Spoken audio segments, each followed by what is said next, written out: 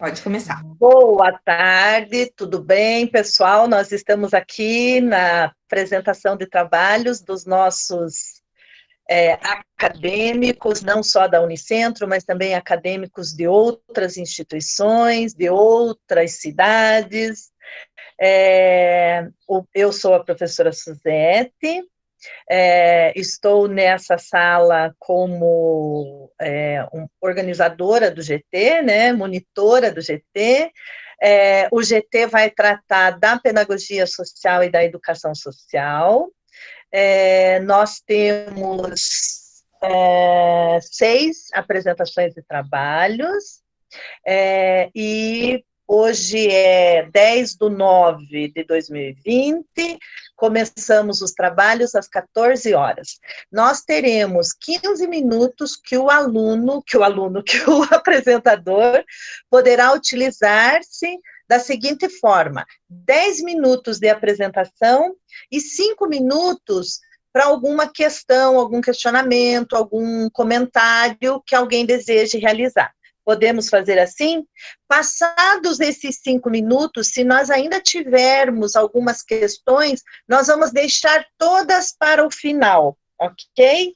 Porque assim, se alguém ainda tiver, né, com alguma questão que tenha ficado, a gente pode continuar discutindo mais uns 10, 15 minutos ao final.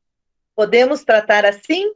Muito obrigada pela presença de todos. Mais uma vez, eu agradeço a organização do evento, que está maravilhoso, sensacional, ótimo. E vamos lá. Nós temos, então, a Leidmara. Eu vou pedir o seguinte, que a Leidmara se apresente e apresente o título do seu trabalho, e aí pode descrevê-lo. Muito obrigada. Muito bom.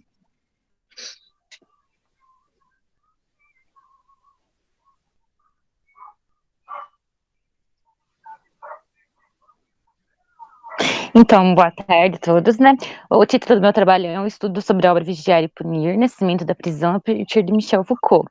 Então, palavras-chave são prisão, corpo, poder, discurso. Então, meu nome é Leidmara Araújo, sou do 2º ano de Pedagogia à Noite, Unicentro Santa Cruz.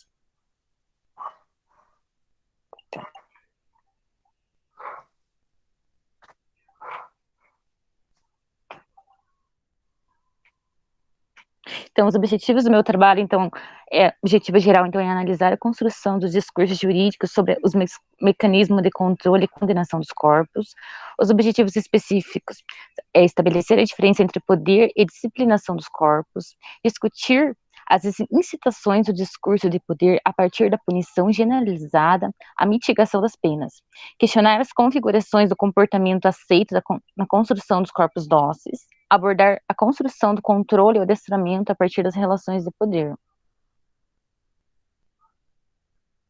Então esse presente trabalho, então, tem como intuito, então, analisar a obra Foucaultiana, Vigiar e Punir, o Nascimento da Prisão. Então, a partir dentro dessa perspectiva, analisar também o dispositivo do corpo submisso, que muitas vezes ele acaba se configurando segundo, muitas vezes, formas aceitas e autorizadas, pautadas no mecanismo de poder, que revela o controle do discurso. Então, pretendo, então, refletir sobre o discurso fundador da disciplinação dos corpos. Com isso, então, a partir disso, então, desenvolver essa proposta, valendo-nos das posições de Michel Foucault, quando aborda sobre a disciplina, que submete mecanismo eficaz para fabricar, então, corpos submissos através da obediência. Então, dentro dessa perspectiva, a obra Foucaultiana é o exemplo por excelência da proposta em questão, né, então, dessa pesquisa, pois conclui-se que incentiva, desafia e possibilita. Então, esse trabalho se justifica à medida em que entendemos que a nossa sociedade carrega nas suas origens, muitas vezes, um passado esquecido e silenciado sobre as prisões, né, interpretado algumas vezes pela justificativa, muitas vezes revestida de inquietação, tabu, medo, estereótipo, inspirada e fundada no discurso de poder, fundamentada a partir dessa apropriação de elementos. Então, a proposta da presente pesquisa busca discutir sobre o sistema prisional, esse que varia de acordo com o meio, a época e as mentalidades de determinado momento histórico. É uma temática que há algum tempo vem sendo discutida e trabalhada, principalmente na historiografia. Então, esse trabalho justifica-se à medida em que entendemos a importância, então, dessa temática sobre o sistema prisional presente atualmente na sociedade, pois muitas vezes, quando abordamos ou questionamos, então, essa temática, olhando para a história das prisões como ela é, ou como um dia foi pensada e analisada, né, parece ser um dos grandes desafios nos mais diversos campos de abordagem teórica. A exposição quanto à situação muitas vezes deplorável a que os corpos são submetidos ou vivem, faz com que esse tema ganhe cada vez mais espaço na sociedade contemporânea, pois a violência contra o corpo é um assunto que apresenta inúmeras dificuldades de identificação. Isso acontece por se tratar de situação que ocorre de maneira sigilosa. Então, a problemática. Em termos gerais, nosso eixo de trabalho se refere às questões pertinentes ainda na nossa sociedade contemporânea. Os dados demonstram que o controle e o adestramento dos corpos, o que é aceito e o que não é aceito, é definido pelos princípios muitas vezes morais e religiosos, através então desse discurso da disciplinação do corpo. Existe um mecanismo de controle do corpo que configura o comportamento socialmente aceito de corpo submisso, dócil e obediente. Então, nesse sentido, procurei, então, problematizar e estudar nesse conjunto de exercícios, nessa obra, então, Vigiar e Punir, Nascimento da Prisão, que propõe fazer uma reflexão sobre o conceito de suplício, de punição generalizada, adestramento, disciplina e poder, através do pensamento, então, de Michel Foucault. Por fim, explicitado nessa questão principal, consistia em postular uma via de abordagem construída, então, a partir da concepção de Foucault sobre a história, tendo como ponto de ancoragem a obra Foucaultiana. Então, metodologia. Então, as fontes escolhidas para análise foi Vigiar e Punir, Nascimento da Prisão. Então, a escolha da fonte se deu pelo fato desta ser uma obra que apresenta distinta dinâmica a respeito do discurso sobre o poder, pois seus questionamentos incidiram sobre a constituição do corpo como conceito, buscando perceber em que medida o discurso sobre o corpo foi aprisionado, prescrutado em uma perpétua espiral de poder-saber. As diversas questões que esse assunto, então, pode acarretar e abordar se faz pertinente e necessário o debate.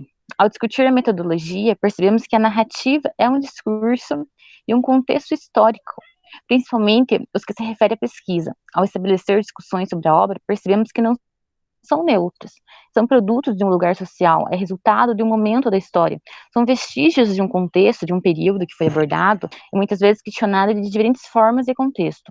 Então, ao analisar a obra Vigiar e Punir, Nascimento da Prisão, a partir da análise metodológica, percebemos que não devemos ler e analisar não partindo em busca de uma verdade absoluta ou tentar descrever, né, mas ler com atenção os discursos, pois encontramos diferentes visões que foram produzidas e reproduzidas nos aspectos que ficam muitas vezes nas entrelinhas. Então, a obra é composta, então, de 4 partes, tendo como título Suplício, Punição, Disciplina e Prisão. Toda a primeira parte, Suplício, discorre sobre o início das reflexões que Foucault sobre as penas para os infratores e seu desenvolvimento no tempo, analisado, então, a partir do século XVII. Então, na segunda parte, temos como título Punição, trazendo a reforma penal e o poder demandado pelo ato da punição. Na terceira parte, temos o subtítulo Disciplina, apresentando, então, os mecanismos e instrumentos envolvidos na consolidação do poder disciplinador e o impacto desse na sociedade atual.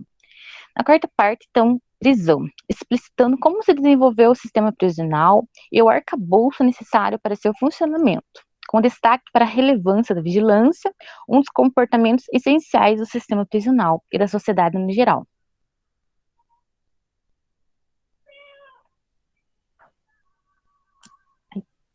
O autor inicia...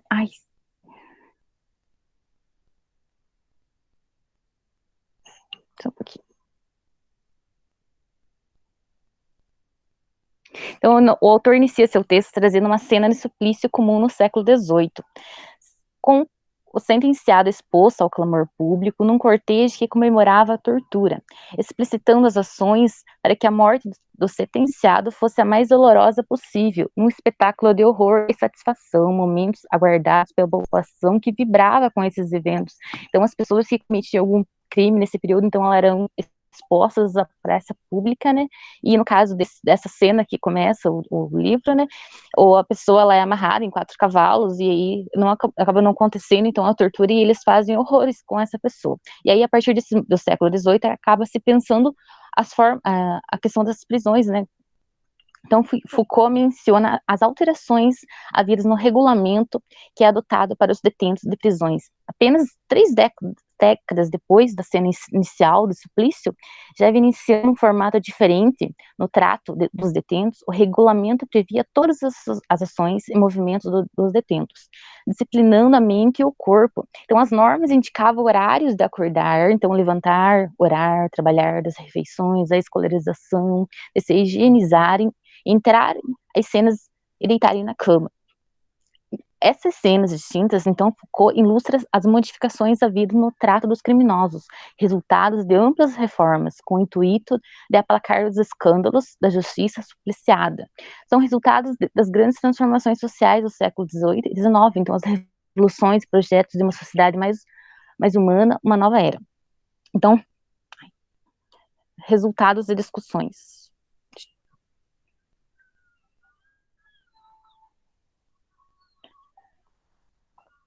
Então, em termos gerais, então, o conceito do corpo é entendido muitas vezes como uma forma com que a sociedade e o indivíduo se veem ou querem fazer parecer. É também uma forma de impor autoridade, de legitimar projetos, de justificar para o indivíduo suas escolhas e condutas, sendo, portanto, poder e dominação do corpo. Assim, é fundamental não homogeneizar o poder como algo de dominação maciço e homogêneo de um indivíduo sobre os outros, mas ter sempre presente que o poder não é algo que se possa dividir entre aqueles que o possuem ou detêm exclusivamente e aqueles que não o possuem e não lhes são submetidos. Então, o poder ele deve ser analisado como algo que circula, ou melhor, como algo que só funciona em cadeia. Portanto, diferentemente de uma relação de violência que age sobre o corpo, forçando, submetendo, quebrando, destruindo ou fechando outras possibilidades de ação, uma relação de poder se articula com 2 elementos: que o outro seja reconhecido e mantido até o fim como sujeito de ação, e que se abram diante da relação de poder todo um campo de respostas, reações, efeitos e invenções possíveis. Entretanto, o poder não é em si mesmo a violência, que se esconderia ao consentimento, que implicitamente se reconduziria. Ele é um conjunto de ações sobre ações possíveis, pois opera sobre o campo de possibilidades onde se inscreve o comportamento dos sujeitos ativos. Então, o poder ele incita, ele induz, ele desvia, ele facilita ou torna mais difícil, ou muitas vezes amplia ou limita. Seja qual for o discurso sobre prisão, o que temos é uma representação do processo ocorrido, pois o discurso é uma referência que nos aproxima do real e do fato, ou do imaginário em si, elemento de transformação do real e de atribuição do sentido ao mundo. Sendo assim, entendemos que os conceitos utilizados pelo projeto podem ser desencadear outras possibilidades de discussão.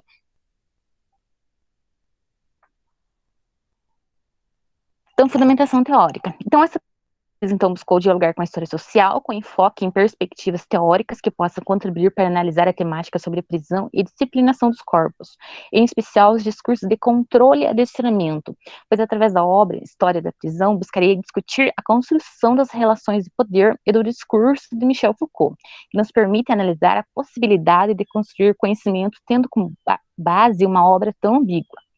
Como se pode constatar, percebemos que os mecanismos de controle do corpo produzem verdade. Então, sendo assim, produz o discurso da verdade que decide, transmite e reproduzem, pelo menos em parte, efeitos de poder. Pois esse não é algo fechado, ele estabelece relações múltiplas, que caracteriza e constrói o corpo social, no qual necessitam de um discurso sólido e convincente. Essa definição de Michel Foucault contribui na pesquisa na perspectiva de analisar o discurso, identificando a forma em que o comportamento aceito são relatados. Percebemos a importância de analisar a configuração do poder. Então, o poder não é algo, não é, pois, uma instituição, nem uma estrutura, e também não é certa potência de que alguns sejam dotados, mas o nome dado a uma situação estratégica complexa numa sociedade determinada. Então, contudo, para Foucault, o poder é uma relação de forças que se encontra presente e constante movimento em todos os espaços sociais, sejam eles públicos ou privados, gerando tensões que se expressam em toda a relação. A resistência comparece, então, como parte constitutiva dessa relação, pois ela está sempre presente e se configura como o grito do descontentamento, anunciando o exercício da liberdade, pois o poder permeia, então produz coisa, induz ao prazer, forma saber, produz discurso. Então, portanto, diferentemente de uma relação de violência que age sobre um corpo, forçando, submetendo, quebrando, destruindo ou deixando outras possibilidades de ação, uma relação de poder se articula entre dois elementos, que o outro seja reconhecido e mantido até o fim como sujeito de ação, e que se abram diante da relação de poder, tendo um campo de respostas, reações, efeitos e invenções possíveis.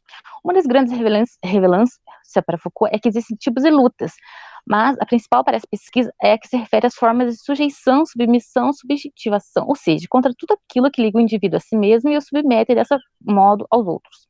Então, seja qual for o discurso sobre a disciplinação dos corpos, que temos uma representação.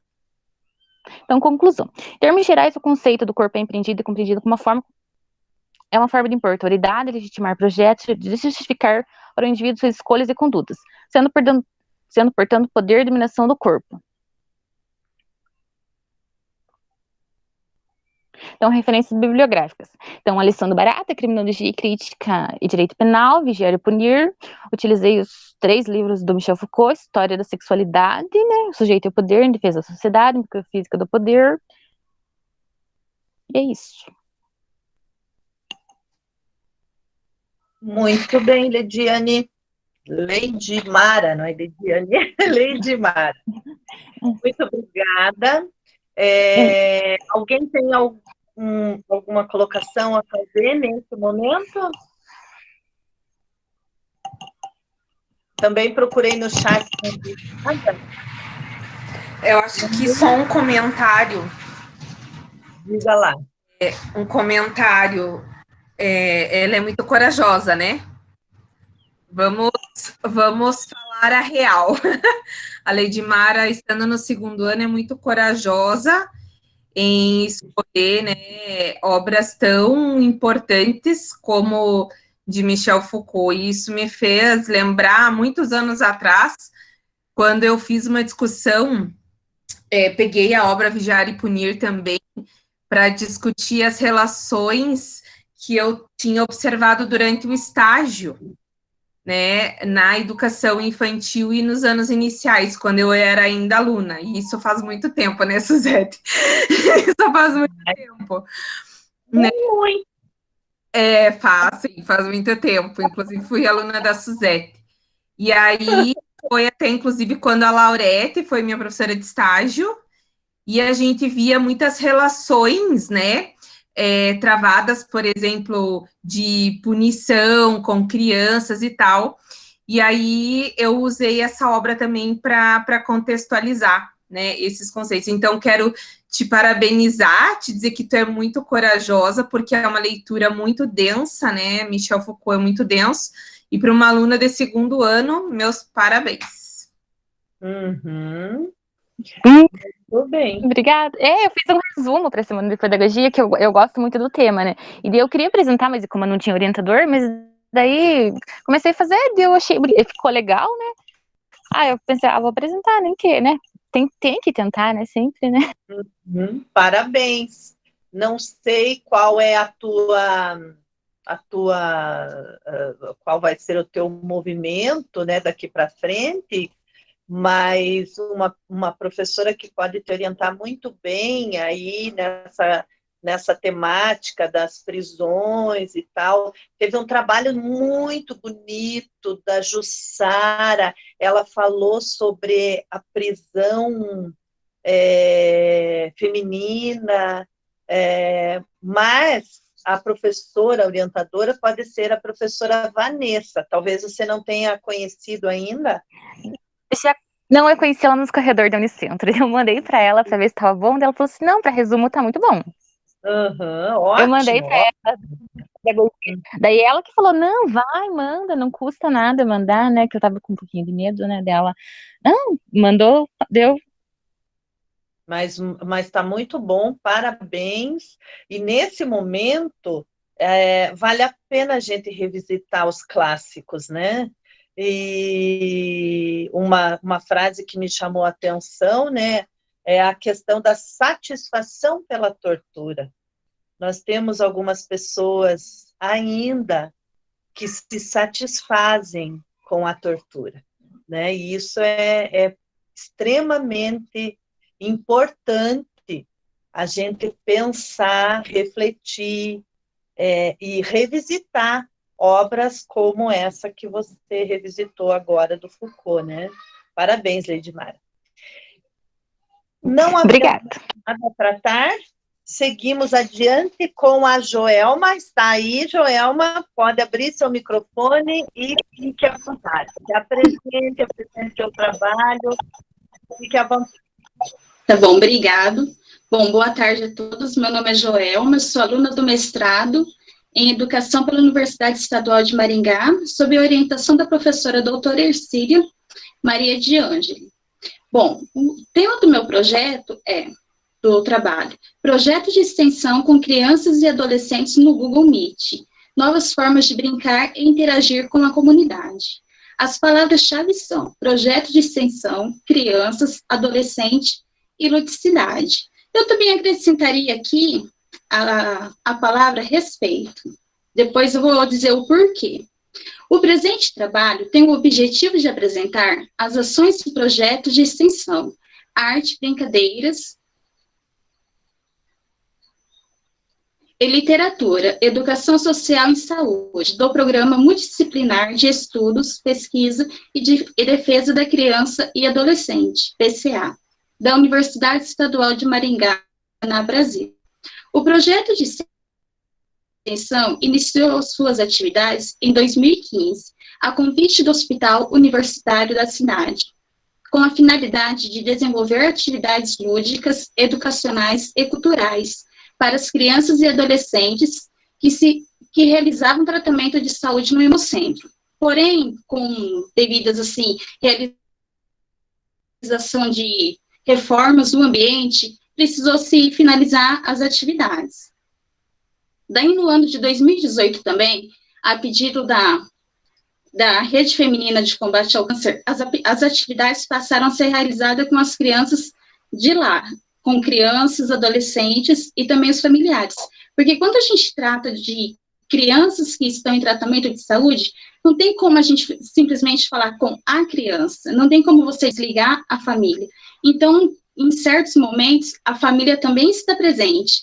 E nos nossos encontros também tem crianças que não têm nenhum problema de saúde, mas tem um irmão que passou por tratamento e acaba acompanhando esse irmão e participava das atividades junto com ele. Então, o objetivo principal do projeto de extensão é refletir sobre as realidades e especificidades das crianças e adolescentes que se encontram em tratamento de saúde e, juntamente com elas e seus familiares, para assegurar seus direitos, bem como realizar atividades lúdicas, culturais e educacionais com eles. Por que eu coloquei a palavra respeito? Porque quando nós começamos a falar sobre a educação hospitalar com crianças em tratamento de saúde, muitas vezes as pessoas olham para nós e falam assim, ai, mas que dó. Com aquele olhar de piedade, com aquele olhar de dó para a criança. E não é assim. Nós olhamos para a criança com um olhar descido, com um olhar de respeito. A gente olha para ela com um olhar que ela é uma criança. E o que acontece? A gente também quer garantir o direito dela brincar. Coisas que, às vezes, muitas vezes, não é garantido. O brincar, a educação. E é um trabalho, que nós estamos, desenvolvendo aos poucos. Tem muito ainda que se aprender, muito ainda que se estudar. E nesse momento de pandemia, e aí? E vem uma questão, como que nós vamos continuar nossas atividades? Precisamos parar por um tempo, mas a preocupação, o pensar com a criança que fez nós, o grupo, retornar às atividades. Tudo novo. A gente não sabia como que seria. A preocupação com a internet, que às vezes cai, crianças que não têm esse acesso. Então, foi uma preocupação muito grande, mas resolvemos retornar às atividades. Então, da mesma forma que os professores tiveram que se readequar a aprender, nós, do grupo de extensão também, precisamos reaprender e remodificar até as brincadeiras. E o nosso primeiro encontro foi aquele medo, né? E aí, como que será? Gente, as crianças foram super participativas. Elas queriam se ver na tela do celular, elas queriam aprender a mandar mensagem, como nós digitamos, para elas era tudo novo. E a gente viu que realmente foi bom nós termos retornado às atividades, porque eles tinham essa necessidade. Eles não queriam parar de falar. E o primeiro encontro foi sobre o brincar, o direito da brincadeira. Daí eles começaram, eu gosto de brincar de boneca. Daí uma ia lá e pegava uma boneca. Mas eu tenho uma outra boneca. A outra ia lá e pegava a boneca também. E, assim, a gente vai deixando, porque a gente respeita o espaço deles, a gente respeita a vontade deles. Não é como na sala de aula, que o professor chega, a gente sabe que tem que toda aquela carga para cumprir aquela carga horária, e às vezes não tem esse tempo de poder deixar a criança se expressar. Ali não, ali é o momento deles, então a gente respeita o tempo deles. Eles querem falar de boneca? Então vamos falar nesse momento de boneca. Agora é o momento de falar dos bichinhos. Daí eles vêm, eles trouxeram cachorro, gato, tartaruga, e quem não podia trazer os bichinhos porque eram muito grandes, dava um jeitinho de mostrar por foto para nós. E foi assim, um momento assim, foi muito gratificante você poder ver que você está contribuindo com a educação, com o brincar, com o direito dessas crianças. E também ter o retorno dos pais. Em um dos encontros, uma mãe pegou e começou a desabafar com nós. Mas eu preciso viajar para poder levar minha filha para fazer o tratamento hoje. E ela chegou a sugerir de fazermos um grupo, que seria uma forma deles poderem também estar dialogando e se abrindo um pouco, que era uma das necessidades deles. Então, e assim, pensando também nas crianças que às vezes no momento não teriam acesso a participar das reuniões, o que nós propomos? Gravar vídeos com histórias, com músicas, e tá enviando para eles, porque daí, caso assim, no dia, uma das crianças não pudessem participar ativamente da atividade, elas teriam também um conteúdo, uma brincadeira, para não desligar esse vínculo que foi criado com elas. Então, durante a semana, nós gravávamos um vídeo, uma história, alguma brincadeira, e enviávamos pelo grupo do WhatsApp para eles. E assim, foi feito o grupo com os familiares, e os pais, muitas vezes, durante as reuniões, também participavam do projeto. Não ficava só ali crianças, ficavam as crianças e os pais também. Às vezes aparecia um amiguinho que no dia estava, e acabava participando junto com a gente. Brincadeiras, nós brincamos de vivo e morto, online, então são brincadeiras que a gente não pode fazer pessoalmente, agora é tudo pela internet. O elefantinho que cor? E motivando a participarem, desenho também, e assim, quando você pede para eles desenharem, eles não querem pararem, eles adoram. E outro ponto que chamou muita atenção do grupo foi a falta da escola, que eles estão sentindo muita falta de irem para a escola. E você pergunta para eles, mas como que está sendo a aula online? Eles não estão gostando. Uma delas, até a gente brincou e depois deu risada. Mas por que você não está gostando? Porque eu sinto falta dos meus amiguinhos e a minha professora, ela é muito chata. Quem que é a professora? É a mãe dela. Mas aquilo, na hora, a gente dá risada, tudo, mas eles são muito espontâneos. Então, assim, esse momento de pandemia, esse distanciamento, nós resolvemos reativar as atividades pensando na criança, no direito dela de brincar, de poder estudar e, de certa forma, poder contribuir para o seu desenvolvimento. Bom, como considerações finais, constatamos que as atividades desenvolvidas pelo projeto têm garantido às crianças e adolescentes o direito do brincar, das conversas, e que elas compreendam seus direitos. Então, não fica só o brincar pelo brincar. Toda brincadeira tem uma intenção de levar eles a compreender os seus direitos, mesmo que está ali num momento de isolamento, eles têm esse direito. Então, nós conversamos, nós brincamos e proporcionamos também o aprendizado. Eu acho que seria isso.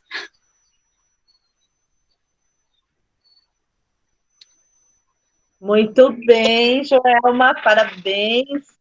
Que bonito esse trabalho, né? O CCA, eu já lembrei da Verônica, querida, amada, dá um abraço nela quando você vê-la. E eu lembrei também, ontem à noite, Joelma, nós tivemos uma mesa com professoras da educação infantil, e a professora Gisela, se não me engano é o nome dela, ela mostrou um trabalho mais ou menos assim, né? Professores brincando com as crianças, agora remotamente, né? Depois eu posso mandar para a Ercília mandar para você daí, tá? Pra você dar uma olhada. Vai gostar. Suzete. Oi, querida. Eu agradeço a possibilidade. Está bem baixinho aqui o meu áudio. O de vocês está baixinho ou não? O meu tá bom. Será que é o teu? Tá. Mexa no som lá do teu computador. Então tá. É só parabenizar a Joelma, estão muito queridas, né? E assim, a gente estava preocupada, né, com a extensão, de retomar e tal. As crianças adoraram. E eu confesso que eu também adorei. Segunda-feira nós fazemos as atividades e as meninas têm bolado umas brincadeiras muito legais. Aí, segunda-feira, nós sentamos e ia buscar elefantinho, que cor? Cada um levanta, vai buscar uma cor, e desenhar, e mímica. Olha, eu queria só mostrar para vocês, não sei se dá para ver, as crianças aqui, acho que não dá para ver, né? Dá para ver um pouquinho, sim. Então, é um pouquinho das atividades que nós realizamos. A gente ficou com medo de postar, né? Uhum. Mas tá muito legal. E eu nunca imaginei que com 53 anos de idade eu ia ficar em casa brincando segunda-feira à tarde por meio virtual, Google Meet. Mas tem um lado muito legal e terapêutico. E a mamãe falou, não, vamos continuar esse grupo e tal. Foi super bacana.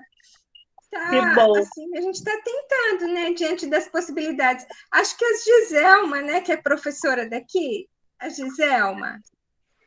Não me lembro dessa. É que ela é da educação infantil. Mas que legal. Então, nós agradecemos a possibilidade de apresentar o trabalho. Nós temos medo também dessa coisa de apresentação ainda, que cai toda hora aqui a internet.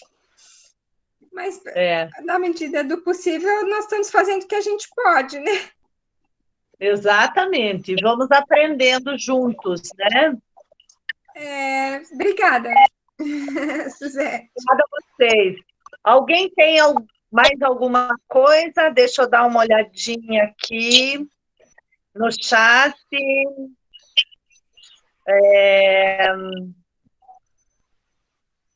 O Alcir tinha colocado uma questão no chat, mas é sobre o vigiar e punir.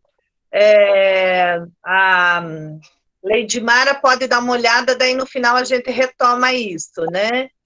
E seguimos adiante, então. Muito obrigada, Joelma. Lindo trabalho de vocês, sempre. Eu que agradeço a oportunidade. Muito obrigada. Um abraço. Letícia Tasso, está aí já?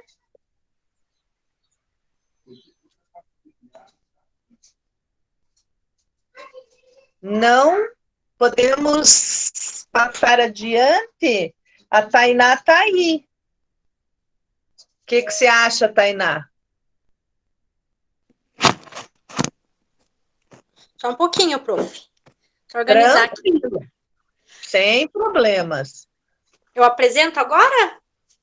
Se você quiser, porque a Letícia não está aqui, né? Não sei se às vezes ela não conseguiu sair do trabalho, né? Então tá. Só me organizar aqui rapidinho. Não, se organiza tranquilo. Enquanto isso, Leidimara, você viu a questão que o Alcir deixou para você no chat? Sim, aham. Quer comentar? Então, eu comecei a ler faz pouco tempo, mas assim, tipo as questões ele tinha falado da questão capitalista, né? Que ele começa a citar sobre a construção das prisões, aí como que vai ocorrendo com as revoluções industriais, como que foi mudando e como que o corpo ele foi se modificando e foi necessário também a modificação do corpo, e aí também a gente começa a pensar sobre a questão de vigiar e punir, principalmente nas escolas, né, tem essa questão também, né, vigiar a criança todo o tempo, ela está sendo vigiada de certa forma, e a questão das pessoas no trabalho também, o tempo todo ela está sendo vigiada, né, tanto por seu superior ou por câmera, né, eu acho que foi isso, não sei. Leidimara, sabe o que eu lembrei agora? Você dizendo essa questão da escola, né, como a escola vigia e tal, e tem um livro, que também já é antigo, do Mariano Enguita, com 2 T's. O nome do livro é A Face Oculta da Escola. Tem a ver um pouco, sabe, aí com essa questão, de repente, se você for pelo caminho da escola também, né, da educação, e não for pelo caminho lá das prisões, de repente você buscar isso vai ser bem interessante, tá? Mariana Enguita, A Face Oculta da Escola. Tá pronta, Tainá?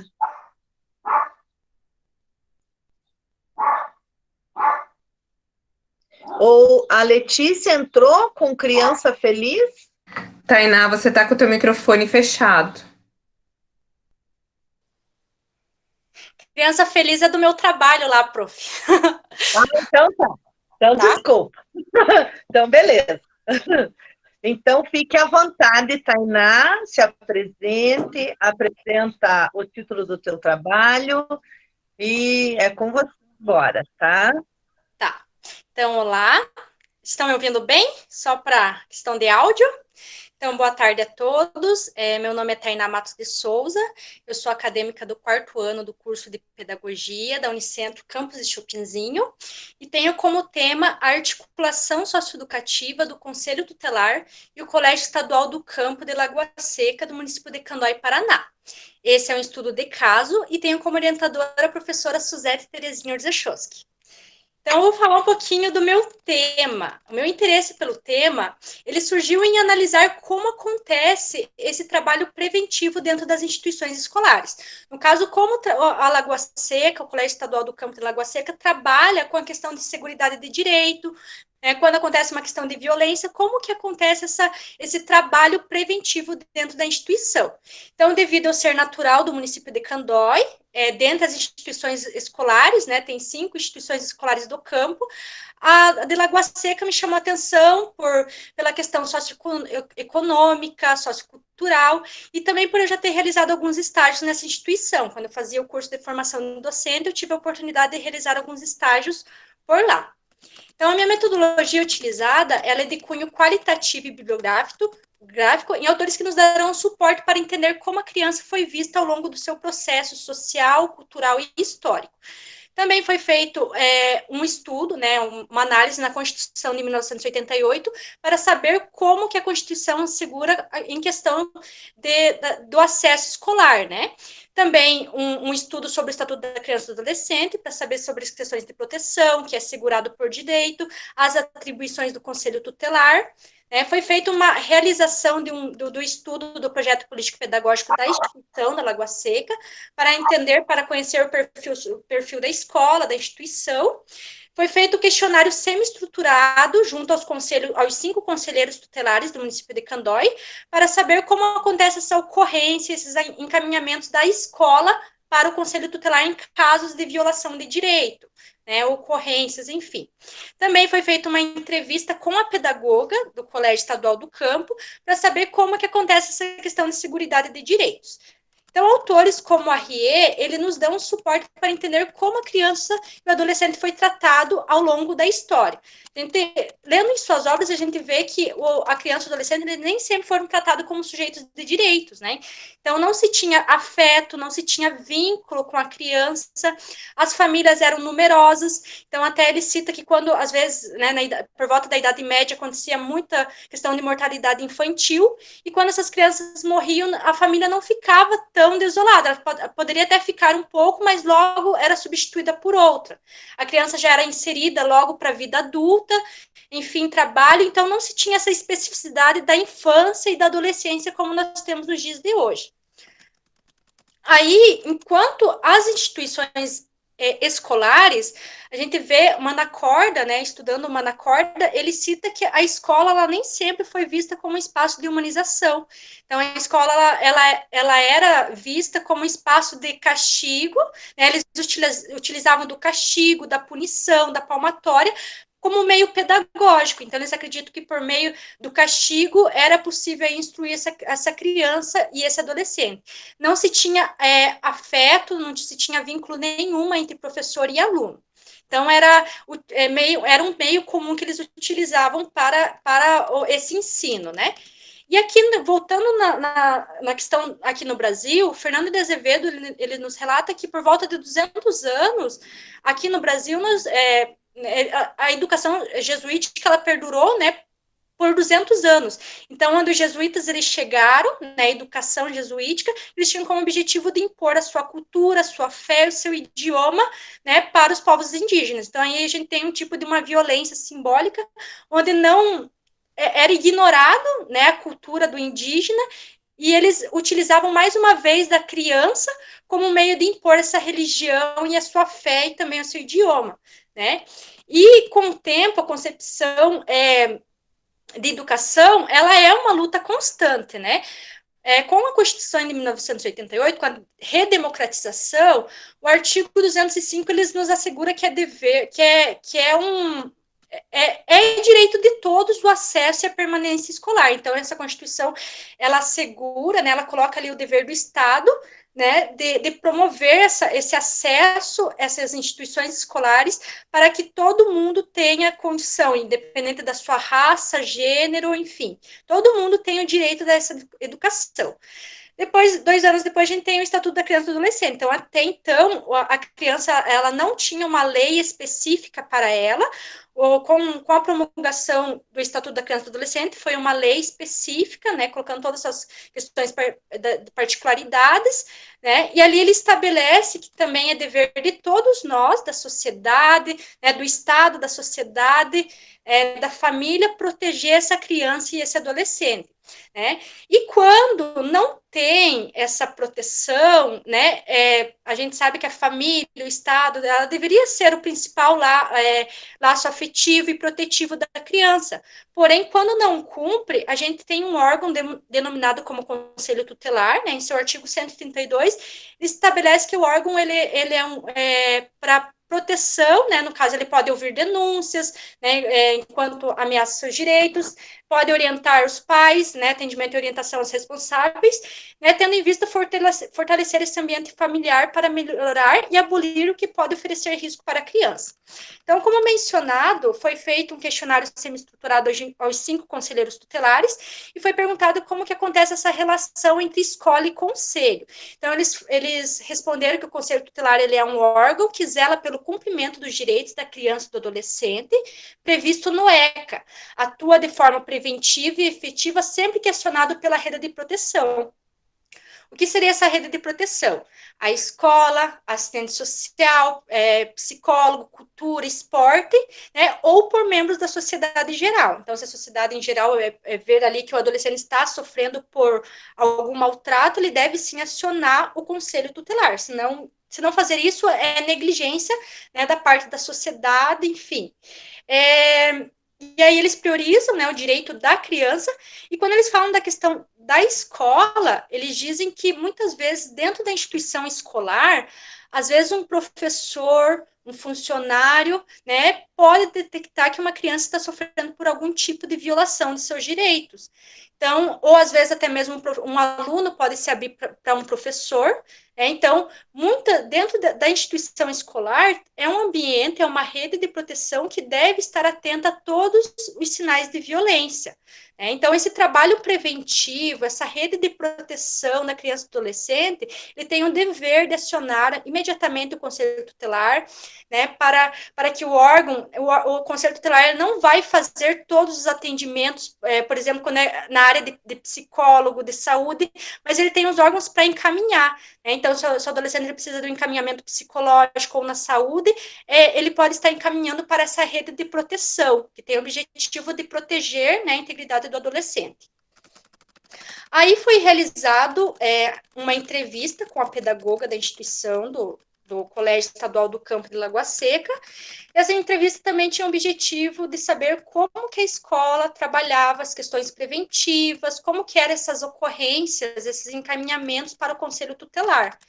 Então, o Colégio Estadual do Campo, ele nos chama bastante atenção pela questão da realidade social, econômica e familiar. É uma escola bastante pobre, né? Não tem tantos recursos, né? E, infelizmente, as instituições do campo, elas não são valorizadas. A gente já tem a questão das instituições escolares, até mesmo que estão ali no centro da cidade, ela já não tem tantos recursos, né? Então, a do campo, ela fica ainda mais à margem disso. Então, foi perguntado como acontece essa relação entre conselho e escola, né? E quando perguntado se existem questões de violência, como a escola procede com isso. Então, segundo relatos da pedagoga, ela diz que quando é evidenciado algum sinal de violência, a equipe pedagógica aciona o conselho tutelar imediatamente. E quando perguntado quais são os sinais de violência, se existe alguma violência evidenciada pela escola, ela relata que na escola, no espaço escolar, desde quando ela atua, ela nunca presenciou algum tipo de agressão. Ela disse que às vezes acontece um bullying, que a gente tenta resolver entre a equipe pedagógica, mas que não deixa de ser um tipo de agressão. Aí ela continua dizendo, uma violência é mais difícil. Aí ela fala, agora, externo da escola, acontece, e às vezes aconteceu fora da escola e veio parar dentro da instituição, porque às vezes a criança se abriu para um professor sobre um abuso, às vezes um trabalho forçado, e ela diz que, infelizmente, uma das violências mais comuns que acontecem fora da escola, né, com seus alunos, é a questão da violência sexual, o abuso sexual. Então, ela citou ali o bullying, né, que é uma violência, e o abuso sexual, que infelizmente acontece fora da escola, mas às vezes um professor está dando uma aula sobre o corpo, sobre sexualidade, a criança, o adolescente, ele vê que aquilo que ele sofreu foi um abuso, e às vezes ele com essa relação, com esse afeto professor e aluno, às vezes ele pode se abrir para o professor contando sobre isso. Aí nós temos, né, o Fante, 2002, que ele fala sobre a questão do bullying. Então, o bullying escolar ou violência entre pares é um fenômeno tão antigo quanto prejudicial, que pode deixar marcas profundas na vida de um sujeito. Então, a nomenclatura, o bullying é uma nomenclatura nova, mas sempre existiu. E se não for trabalhado dentro das instituições, isso pode deixar marcas profundas na vida de um sujeito. Então, se a escola não trabalhar com isso, não evidenciar, não encaminhar para os órgãos competentes, isso pode deixar marcas profundas na vida dele. E também, Bijos, 2003, ele fala sobre a questão do abuso sexual. Então, o abuso sexual ou estupro é uma das violências mais extremas, pois combina o uso da força física e moral contra o consentimento da vítima, sendo a forma mais brutal e inconcebível da violência. Aí, como acontece essa relação? A partir do momento que a escola vê que esse aluno está sofrendo por um abuso, como que acontece esse encaminhamento para o conselho, né? Então, a pedagoga diz que geralmente o conselho tutelar ele é acionado imediatamente, ele vem até a instituição, eles formalizam a denúncia, organiza para que o primeiro professor, a primeira pessoa que ouviu o relato da criança, ela vai fazer esse relato por escrito, né? E aí, a partir daí, vai ser encaminhado para a delegacia, né? Se for um caso de prender e tal, né? Investigação, aí, a partir daí vira um processo criminal e ver as questões da criança, né? Se for, no caso de retirar essa criança, no caso, se o abuso aconteceu dentro da casa, de tirar essa criança imediatamente, né? E, enfim. Aí, o meu trabalho ele não está 100% concluído, ele está indo para as considerações finais, né? Mas eu penso assim em trabalhar e estudar e pesquisar mais ainda sobre essa importância da relação professor e aluno, que não se tinha isso na época. Então, nos dias de hoje, a gente vê que falar de educação sexual ainda é um tabu, né? Muitas vezes a gente pensa assim, muitas pessoas falam, mas é a família que tem que ensinar esses assuntos, mas muitas vezes é na própria família que esse abuso acontece. Então, a importância da escola como uma constituição, uma instituição cidadã que prepara para a vida, para a cidadania, a trabalhar esses temas e também trabalhar sobre a questão dos direitos, saber que criança e adolescente tem sim o seu direito, tem sim a sua proteção, né? Então, às vezes, a criança ela nem sabe o que é o Estatuto da Criança e do Adolescente, nem sabe quais são as atribuições do Conselho Tutelar e como isso é importante. Aí eu termino, né, citando ali Paulo Freire, né, que ele defende uma pedagogia embasada na autonomia do educando, por meio de palavras e da consciência sobre ela e sobre o mundo. Então, nesse sentido, a educação ela não deve ser pensada tecnicamente para o mercado de trabalho, e sim para a vida, para que a gente possa, sim, reconhecer os nossos direitos, saber as nossas atribuições como educadores, né, como sociedade, para proteger essa criança e esse adolescente. Então, essa é a minha apresentação e me coloco à disposição para qualquer dúvida e constatações. Obrigada. Muito bem, Tainá. Parabéns pela apresentação. A gente sente a paixão que você tem pela temática, pela forma como você foi conduzindo tudo, né? A Tainá começou esse trabalho na iniciação científica e já desenvolveu, né?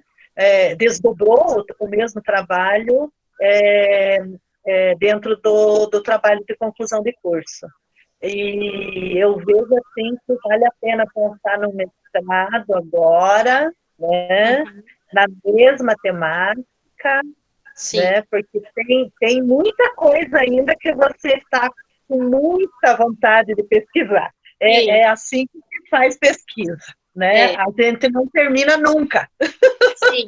Agora, para encerrar o TCC da Tainá, eu tive que dizer para ela, pare, você não vai mais buscar cabelo em ovo, tá? Pare, chega. A gente estuda uma coisa, desenvolve outra, puxa outra e assim vai, né? Mas eu quero ver esse projeto ainda no mestrado, tá? Quero mesmo. Amém. Alguém tem alguma coisa para colocar aqui? Diga, Manu. Viu? A Tainá é apaixonadíssima, mas a cara da orientadora é 2 vezes mais de paixão, tá? Então, acho que isso aí eu tinha que retratar. É tão bonito isso de vocês duas, porque a gente sabe, né, quando a gente tem orientando que vai, que faz, que estuda, que tem autonomia. Você fechou muito bem a tua fala com Freire, né, falando sobre esse aspecto de autonomia do sujeito, né? E é tão bonito ver isso em vocês duas. Então, primeiro, isso, parabéns. Então, se tu é apaixonada, se tu já é educadora social, a tua orientadora, né, tá assim, ó, semelando para você. Então, parabéns. Obrigada. Eu conheço bem essa aí. A cara da professora Solange também foi assim, ó, nossa, meu Deus, né? Por quê? Porque é muito bonito ver isso, Tainá, sabe? de um aluno que vai sozinho, que busca, que tem inquietações. Então, em todo momento da tua fala, tu foi falando sobre as tuas inquietações. E é isso que a Suzette falou. Se a gente não tem inquietações, a gente não tem pesquisa, né? Eu sempre falo para meus alunos de pesquisa assim, ó, você tem que pesquisar não o que você já sabe, você tem que pesquisar o que você não sabe. É tão óbvio isso, mas não passa pela cabeça, né, do pesquisador essas questões. Então, a todo momento estava falando, isso me inquietou, eu queria saber como estava acontecendo, eu fui, eu busquei. Então, isso mostra um amadurecimento teu enquanto pesquisadora. E se eu posso também contribuir aí com a fala da tua orientadora, é te incentivar realmente a seguir os teus estudos no mestrado, no doutorado. Te digo que não é fácil, né? Não é um caminho fácil. Você tem que pesquisar muito, você tem que escrever muito, você tem que ler muito. Sim. Mas tem pessoas, por exemplo, aqui na sala, que foram nossas alunas do ano passado e já estão no mestrado federal, né? Como é o caso da Cauana. Então, é um bom exemplo também a ser seguido, né? Então, eu acho que é por esse caminho. Então, te parabenizar mesmo e parabenizar a tua orientadora e continuem com essa sintonia, porque você sempre vai precisar dela, tá? Tá bom. Obrigada. De nada. Manu, querida! Meu Deus do céu, quanta coisa passou na minha cabeça agora. Eu amo você, admiro você. Tudo que você faz, o que você trilha, é maravilhoso. Meu Deus. Me sinto abençoada quando eu vejo minhas alunas assim, tá? Me sinto abençoada. Agora me emocionei até. Tainá, querida, parabéns. Obrigada, prof. Seguimos então, Manu, é a tua vez. Manu e Solange. Viu? Eu vou passar agora, porque eu também me emocionei. Aluna. É verdade. Lembra das nossas viagens, Solange? Amava. Excelente. Nossa. Bom, Saía de Guarapuava em comboio para os eventos de orientação educacional em Curitiba. Meu Deus. Foi uma época maravilhosa. gente. Muito bem, dona Solange, fique à vontade. Apresente o seu trabalho, contigo. Então, assim, é uma parceria nossa, né, minha e da professora Solange, e eu vou começar a apresentação aqui, ela vai começar a lição e tudo, e daí a gente vai fazendo juntas, tá bom? Sim. Então, só um minutinho.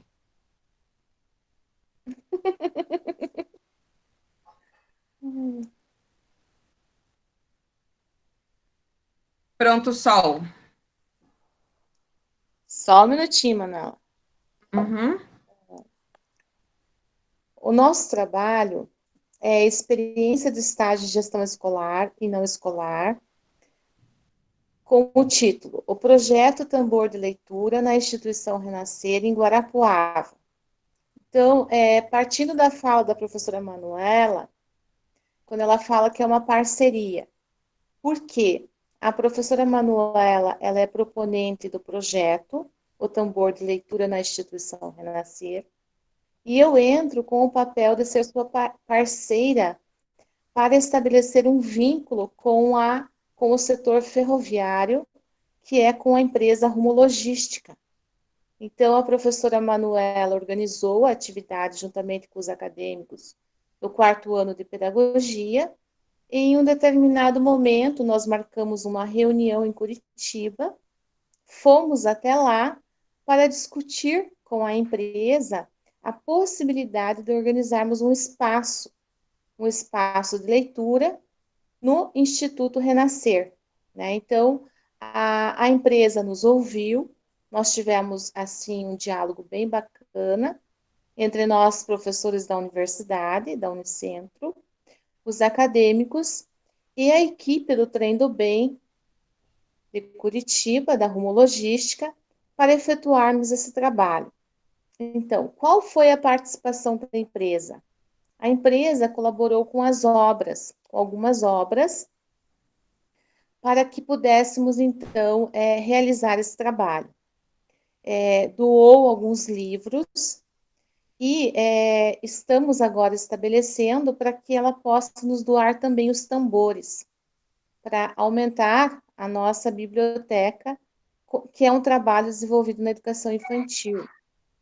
Esse trabalho foi realizado no Instituto Renascer, na disciplina de estágio em gestão, para que os acadêmicos pudessem, de certa forma, trazer à tona alguns conteúdos para serem trabalhados por meio da obra literária.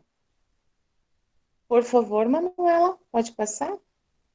Então, qual que era o objetivo da nossa proposta, né? Então, o objetivo da nossa proposta era auxiliar o aluno a se desenvolver de modo autônomo, organizado, estimulando a investigação, a ação, apresentando suas ideias por meio de diferentes formas de linguagens, capazes de resolver situações, problemas, possibilitando o aprendizado por meio de interação, estimulando o senso crítico e o ato reflexivo, formando pessoas para a sociedade e de informação e conhecimento. Então, esse foi um dos nossos objetivos. Então, diante daqueles questionamentos, diante da parceria com a empresa, levantou-se inúmeras possibilidades. A professora Manuela, juntamente com os seus acadêmicos, né, então, colocaram em ação e desenvolveram essa proposta. Né? Então, esse foi o nosso objetivo. Estando em Curitiba, eles tiveram a oportunidade de conhecer as transformações que estão sendo feitas no setor ferroviário, e uma delas era o vagão literário, né, que os alunos tiveram essa possibilidade de ir, conhecer, verificar as transformações que estão ocorrendo, e nessas discussões de como propor, como melhor organizar, como trazer, né, retirar do papel essa proposta para atuar na prática, os acadêmicos, juntamente com a professora Manuela, propuseram algumas ações, entre elas a inauguração desse espaço literário, bem como a apresentação de algumas peças teatrais. Professora Manuela, faz favor. Então, oferecendo para essas crianças que frequentam o Instituto Renascer um espaço que pudesse envolver o lúdico, o imaginário, o ato criativo, e principalmente para mostrar as inúmeras possibilidades que a leitura traz. Então, criou-se um espaço agradável, disponibilizou-se inúmeras obras, às quais elas tiveram acesso. Né? Então, depois será passado um slide contemplando as imagens, nos quais os acadêmicos se caracterizaram para efetuar essa contação de história. Né? Então, foi assim uma tarde muito criativa, onde as crianças acabaram se envolvendo e tendo essa oportunidade de ter um novo espaço dentro do Instituto Renascer para que todos tenham acesso, inclusive disponibilizando os livros de contação de história, né, a literatura. Professora Manuela, faz favor. Isso. Ó, então aqui, pessoal, foi a criação do tambor, né? Então os próprios alunos pintaram, fizeram colagens e esse tambor abria e fechava, né? E tem rodinhas também, então as crianças podem levar de um lugar para outro, né? Então a gente teve doações da Rumo de algumas obras e eles conseguiram também doações com outras pessoas, né? Comunidade, enfim. Aí fizeram as almofadas, ó, conseguiram os pallets, né? E criaram esse espaço. Mas, como vocês podem perceber aqui, é um espaço móvel, né? Então, durante a prática, a intervenção, né, de regência deles nesse espaço, eles fizeram uma tarde com apresentação de teatro, leitura de clássicos, e as crianças ficaram bem envolvidas. Vamos lá. É bom contar um pouco para vocês, assim, que toda essa experiência, né, teve uma grande importância no seguinte sentido, de que eu sempre falava para eles o ano passado, né, os nossos projetos vão ser diferentes, não é aquele beabá, faz uma oficina disso ou daquilo, enfim. Então, eram temas bem diferenciados, eles conversavam com as crianças durante a observação para ver quais eram as intenções dessas crianças, o que elas tinham interesse, né, fazer. E isso acho que tornou o processo muito mais criativo. Então, a gente não ia com temáticas que alguém escolhia. Eles verificaram isso lá durante a observação. Então, acho que isso foi um ponto bastante positivo. Quando eles foram visitar a Rumo, né, e a Solange estava lá de prova,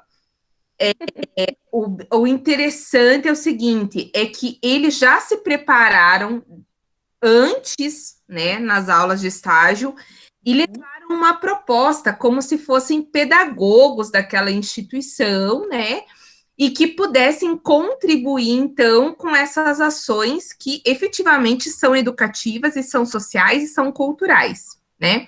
Uma prática que geralmente a gente não tem, né?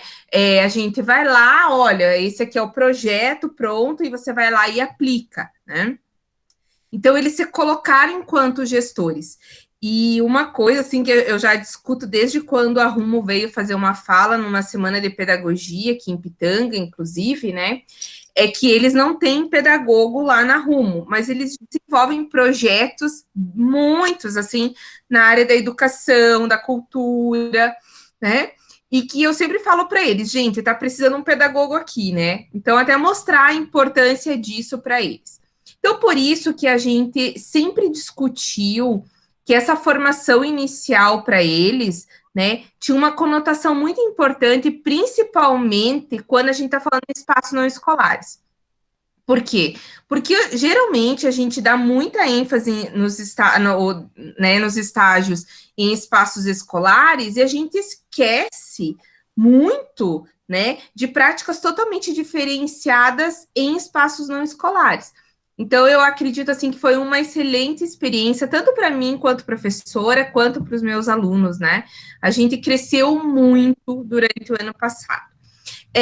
Além da formação inicial do professor, a gente considera, assim, que trabalhar essas contribuições do estágio, né, em espaços não escolares, na atuação docente deles, é muito importante, porque eles começam a ver esses espaços de forma diferenciada, né? Eu já sei de alguns alunos que estão em espaços não escolares, e daí estão em espaços não escolares e eles conseguem visualizar isso de forma diferente, então, isso realmente foi importante na formação deles, né?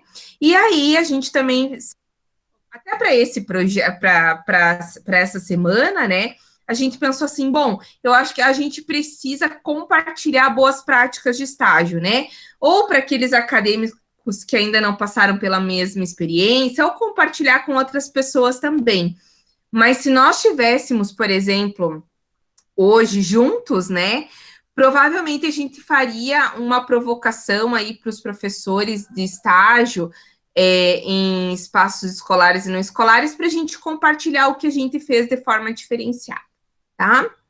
Então, deixa eu sair aqui do compartilhamento. Isso. Bom, então é isso.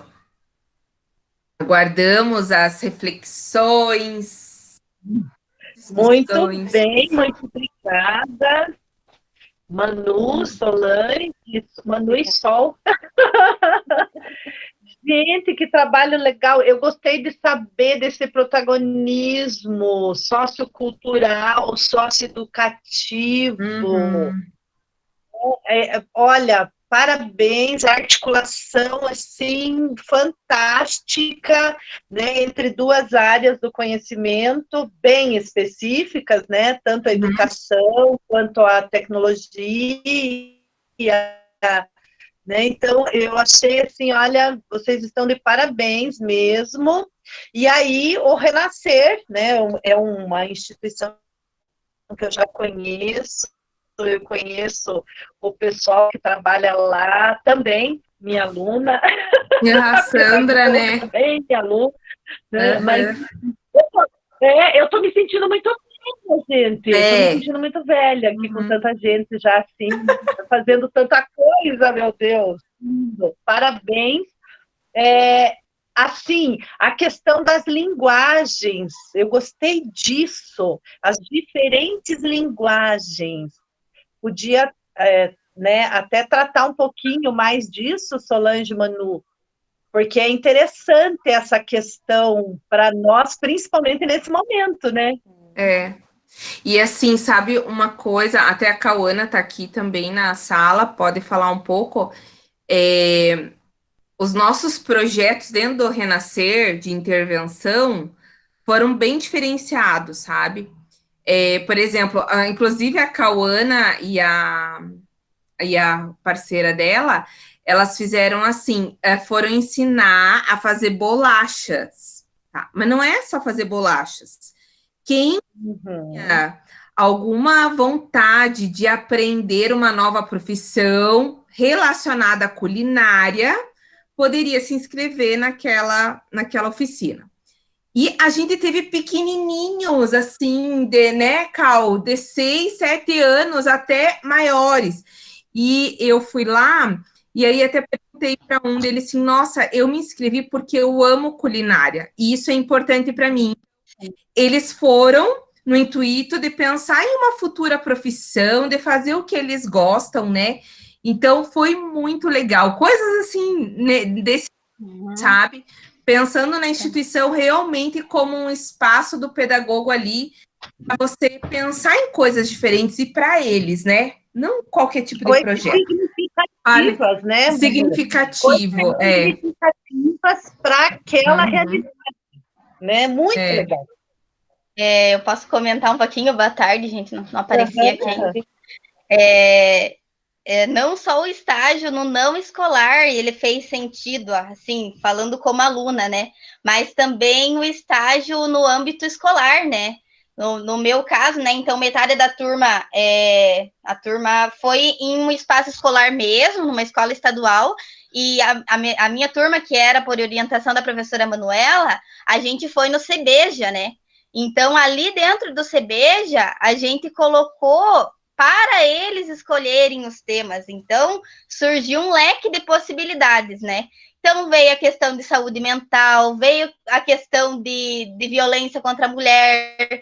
No meu caso, veio a questão do mercado de trabalho, né? Eu e a minha dupla fizemos uma oficina de criação de currículo, né? Como fazer um currículo, principalmente para eles que estão, né, nessa fase, não tem o fundamental, alguns, né, e nem o médio, né, que muitos são requisitos, né, para ingressar nessa primeira oportunidade, né.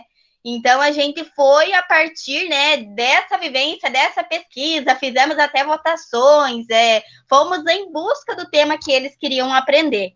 E eu não vou me recordar muito bem, até a prof recordar, os temas que surgiram nas oficinas da tarde, eles tinham essa de aprender, de discutir assuntos que não vinham na sala de aula junto com os professores, né?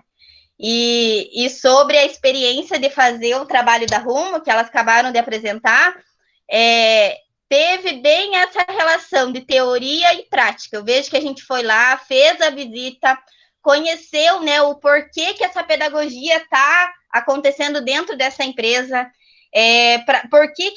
quais são as intenções dessa empresa para fazer trabalhos sociais, trabalhos com os próprios funcionários, né, atender de uma maneira geral as suas famílias, tinha projetos com famílias também, né, e só teve engrandecer mesmo a nossa formação, né, esse estágio que a gente fez.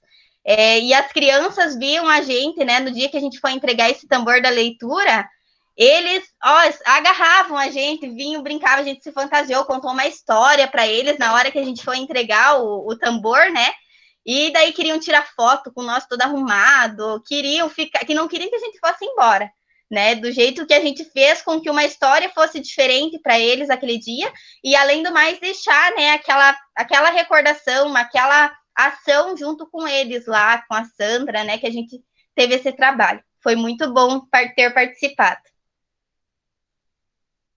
Muito bom mesmo, que maravilha. A Ercília está comentando ali no chat, né, que lá em Maringá eles não têm estágio nos espaços não escolares, e a gente tem aprendido muito aqui, Ercília, nesse sentido, porque você vê o objeto da educação em outros contextos, né, é muito interessante.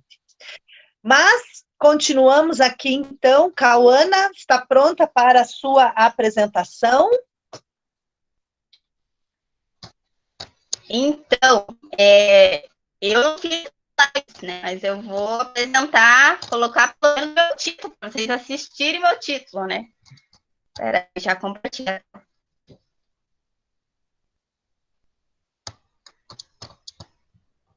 Só fazer um comentário antes que a Cauana comece. Olhem a cara da também agora, tá? Observe. É a minha mestranda, né? Só observe, só para brincar um pouco. Tá muito sério isso. Se estivesse orientando na Unicentro, seria totalmente sua, né? Sou um fruto seu, né? Mas, né?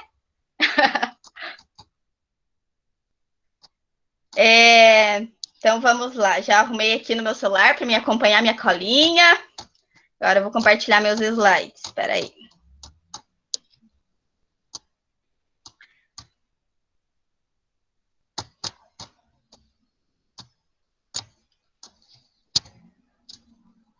Que tá aí, né?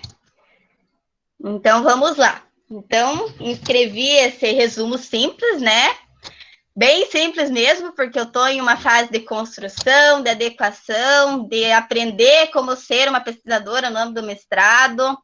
Então, como as professoras que já têm mestrado sabem, às vezes a gente entra com uma ideia, essa ideia vai mudando, a gente vai esmiuçando um campo somente da pesquisa, mas estamos aí com essa intenção de pesquisa, né, que um dia eu quero ainda apresentar como conclusão aqui num evento como esse. Então, o título do trabalho é Assistência Estudantil e Desenvolvimento Humano, uma busca nas universidades estaduais do Paraná. Então, eu sou a Cauana, mestranda da linha de Cognição, Aprendizagem e Desenvolvimento Humano da Universidade Federal do Paraná. Sou orientada pelo professor Milton Carlos Mariotti. Ele é um professor do Departamento de Terapia Ocupacional lá da Universidade Federal. E ele, né, adotou-me, né, para fazer essa pesquisa. Então, eu vou falar um pouquinho sobre o tema da pesquisa, antes de ir para frente dos slides. Então, o tema geral da pesquisa mesmo é a assistência estudantil nas universidades. A gente percebe que, atualmente, nas universidades se faz necessário essa assistência estudantil estruturada dentro das mesmas. Então, nessa pesquisa de bibliográfica inicial que eu estou iniciando, eu venho com essa busca de encontrar quais atendimentos que acontecem nas universidades que beneficiam o estudante tanto nas suas áreas econômicas, né, não só nas áreas econômicas, mas também aqueles atendimentos que fazem com que ele se desenvolva humanamente, socialmente, né, culturalmente. Então, essa pesquisa ela vai dentro da realidade paranaense, né? No meu levantamento inicial, percebi que há poucos estudos, né, dessa preocupação, né, dessa assistência estudantil nas universidades estaduais. Existem regimentos, leis em âmbitos nacionais, né, que já já acontecem nas universidades federais, nos institutos federais. Em âmbito estadual, o nosso estado ainda não tem nenhum regulamento que atenda essa demanda dos estudantes. Pensando no estudante que, em alguns casos, se desloca para ir para a universidade, pensando no estudante que, nessa fase, ele acabou de ter essa escolha, né, de ingressar numa universidade, vai trazer o conhecimento para ele. É uma fase muito complicada, né? Uma fase que se faz... Ela faz a parte da vida de muitos dos acadêmicos, né? Essa questão de escolha. Há questões de acessibilidade também na universidade. Então, a preocupação da pesquisa, ela se vem com esses fatos. Além dos benefícios econômicos, que tipo de assistência, de ações, de trabalhos as universidades atendem para com os seus alunos. Como objetivo geral, eu coloco como que são os atendimentos pedagógicos e psicossociais oferecidos aos estudantes nas universidades estaduais do Paraná. Pensando tanto no âmbito social, quais esses atendimentos podem beneficiar esse aluno, pensando na parte pedagógica, principalmente também para aqueles alunos que precisam de atendimentos especiais, e também não como os outros alunos que têm essas dificuldades com as disciplinas, com a parte pedagógica mesmo, que atendimento que esses alunos recebem. Conhecer esses programas é um dos objetivos de uma pesquisa quantitativa que eu pretendo fazer. Ir a campo em cada uma das universidades estaduais, no caso são 7 que nós temos aqui no estado do Paraná, fazer um levantamento de quais âmbitos e quais atendimentos são disponibilizados aos estudantes, né? Isso seria uma parte da pesquisa quantitativa. Primeiramente, né, buscar como que essas universidades realizam esses atendimentos. Se elas têm algum regimento, se cada uma, a partir das suas demandas, realizam esses atendimentos, o que fundamenta esses atendimentos, se eles têm uma visão desse desenvolvimento humano ou não, eles só têm uma visão de auxiliar o estudante na parte de alimentação, na parte de transporte, na parte de auxílio permanência também tem alguns casos. Além desse regulamento, né, eu também, como a minha linha de pesquisa, ela vem dessas questões de aprendizagem e desenvolvimento humano, né, eu busco também, né, encontrar, né, pretendo como hipótese, encontrar algum tipo de atendimento que beneficie o aluno dessa forma. Eu acredito que seria isso, conclusões ainda, considerações não tenho, mas espero que a partir dessa busca de levantamentos em realidades que já acontecem, essa forma estruturada de atendimento ao estudante, fazer uma comparação com as universidades aqui, para que isso também não só beneficie, por exemplo, a ciência, tá? Estou investigando, mas também beneficia o desempenho acadêmico, né? Isso é importante tanto na parte do benefício do aluno, mas também na universidade, de não perder esse estudante, né? Esses atendimentos, eles se fazem necessários por vários âmbitos, mas o primeiro, eu acho que primordial é as questões de evasão que vão acontecendo, né? E também outras questões, vai para o uso e abuso de álcool e drogas. Todos esses atendimentos corroboram, né, para que, de alguma forma, esse estudante tenha foco, né, os atendimentos psicológicos também enfim, são muitos os atendimentos que podem beneficiar, mas acredito que vão ser poucas realidades que eu vou conseguir encontrar e ver, né, esse atendimento acontecendo de fato, né, então é isso. Muito bem, Cauana. A senhora está aí com um abacaxi para ser descascado, né? Sim. Eu lembro quando você estava começando, né, que você dizia assim, como que vai ser o meu projeto?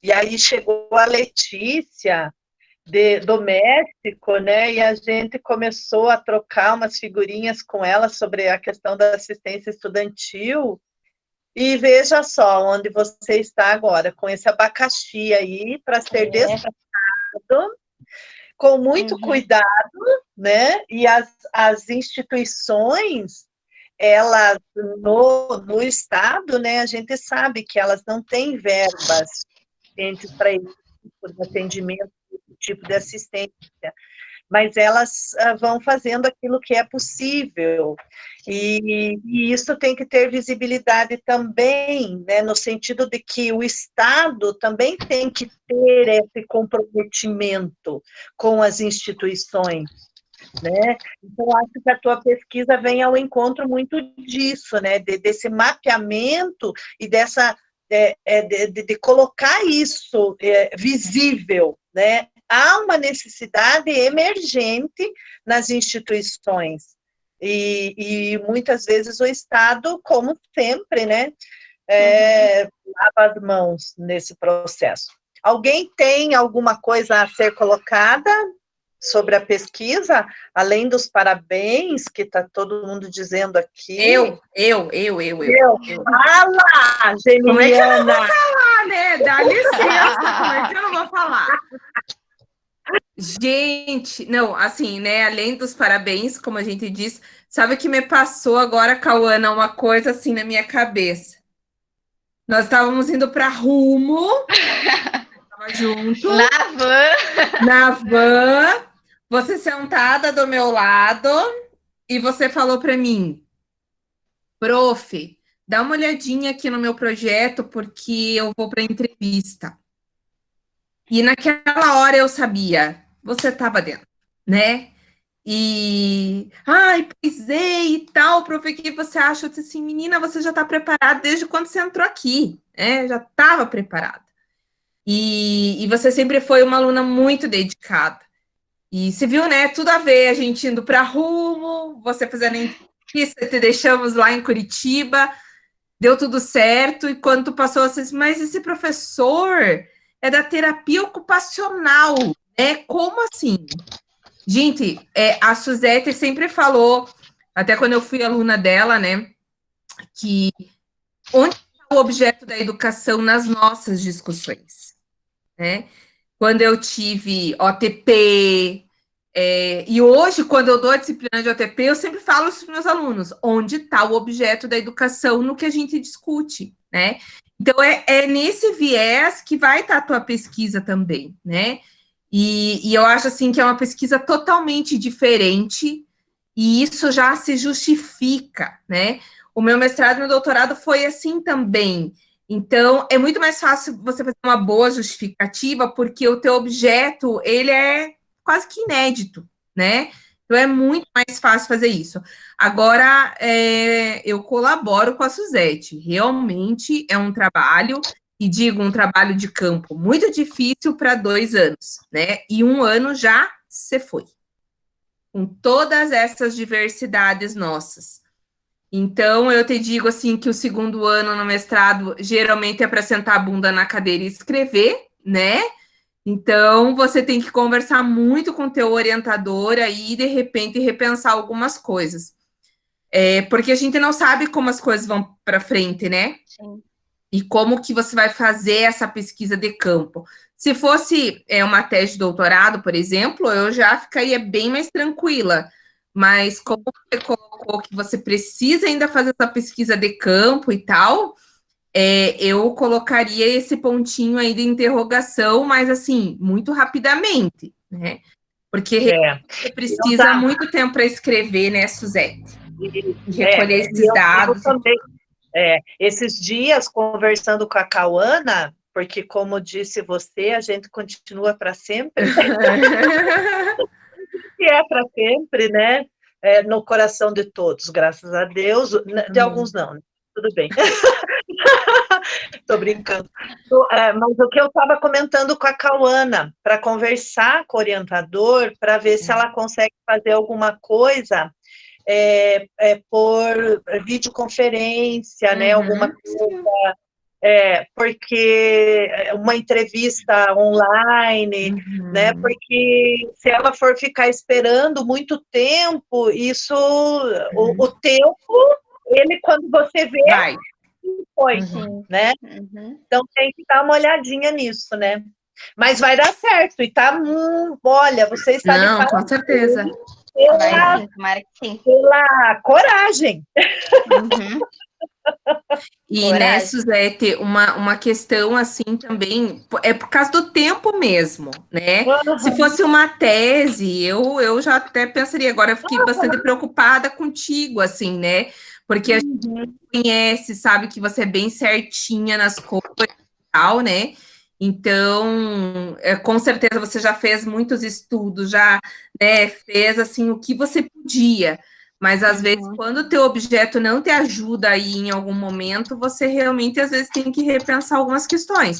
E não quer dizer que, sabe, uma coisa assim que eu aprendi muito nas minhas pesquisas, não quer dizer que você nunca vai deixar de voltar a elas.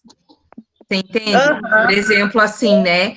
Eu fiz isso no mestrado e no doutorado. Algumas coisas do mestrado eu deixei, eu tinha muito. Então, até a minha orientadora falava, ó, deixa isso aqui para depois. Eu continuei no doutorado. Então, hoje, quando eu falo da minha dissertação e da minha tese, ela tem uma continuidade. Então, não quer dizer que nada, entendeu? Então, levar para esse lado, assim, positivo também. Você vai usar o doutorado, né?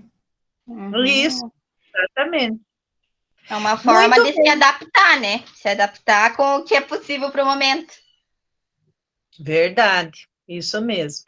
Mas eu só tenho, então, a agradecer a presença dos nossos colegas, dos nossos alunos, dos nossos pesquisadores que puderam estar conosco aqui nessa sala, e espero que a gente possa continuar a caminhada, né, de forma tranquila, cada vez mais próximo da saúde e do término desses medos, né, que a gente vem sentindo aí por conta dessa vacina, que não vem, que não aparece, então que ela apareça logo, e que a gente possa continuar caminhando assim, né, de forma tão bonita e tão articulada, com esse respeito, né, eu acho tão... Dentro da pedagogia social, da educação social, a gente tem muito isso, né, esse respeito por aquilo, pelo objeto do outro, pela fala do outro, pelo local da fala do outro, né, então, que bom. Parabéns para todos, obrigado à organização mais uma vez, e muito obrigado pela presença de todos vocês. Desde já, o meu grande abraço